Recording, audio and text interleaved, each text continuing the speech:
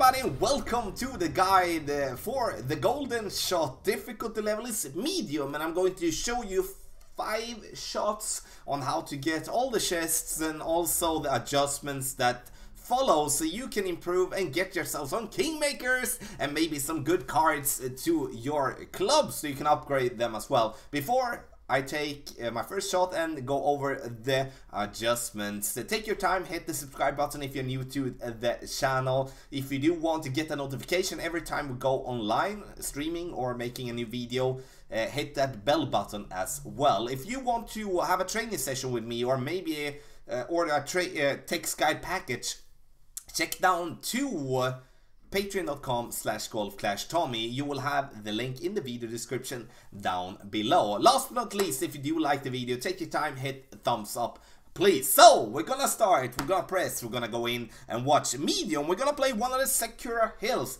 We've had this one before, but it was a long time ago. We're gonna press it in here and we're gonna take a look on what we can win. So we do have the chest here on top, which is the Onyx chest for the hole-in-one. The yellow ring is the fire chest. We do have the scarlet chest for the red one, and the topaz chest for the light blue one, and azure chest for the darker blue one. And we're gonna play with the golden long iron, which has a 1.5 per ring adjustment. For those of you that are using some sort of an application, can use the maximum distance with a 20% over adjustment. For those of you that don't, 1.5 per ring and you're gonna be spot on.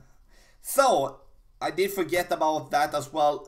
If you do have more questions about the golden shot, then you can press the question mark on the top right. There you can see the frequently asked questions about the golden shot. And of course, if you do have a question for me, just let me know in the comments.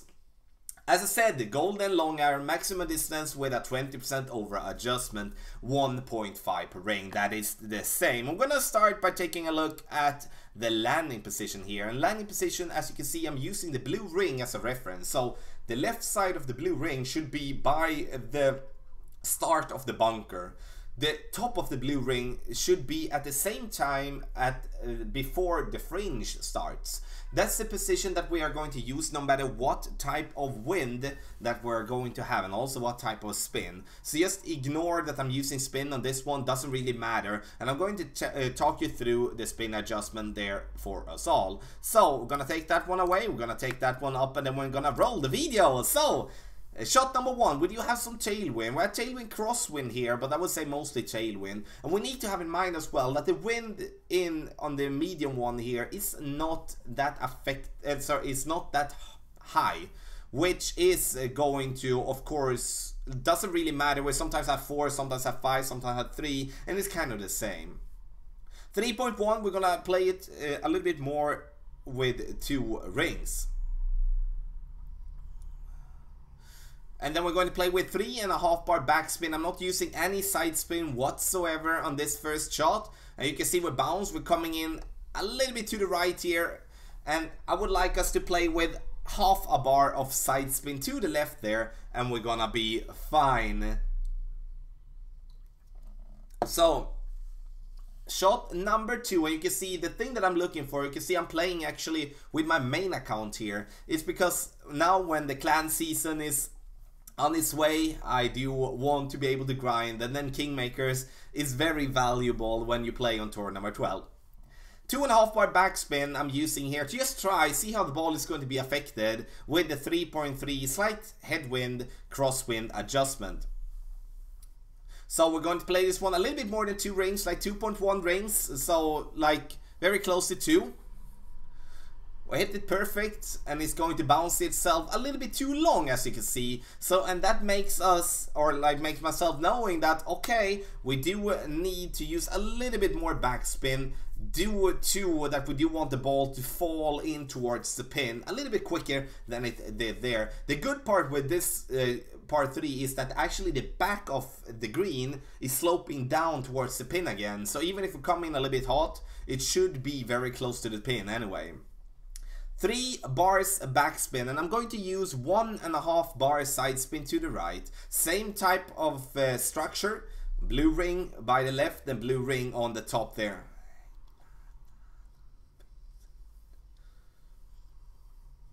And then we're going to adjust it for 2.4 rings.